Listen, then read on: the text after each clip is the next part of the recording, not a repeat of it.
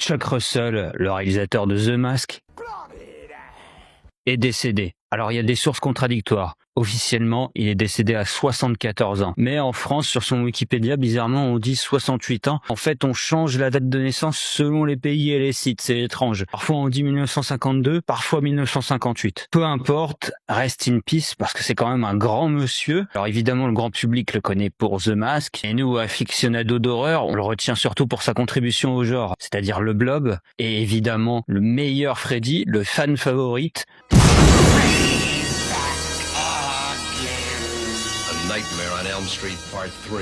En français, Les Griffes du Cauchemar, Freddy 3. Pourquoi est-ce que c'est l'un des meilleurs Freddy, voire même le meilleur et le plus apprécié ?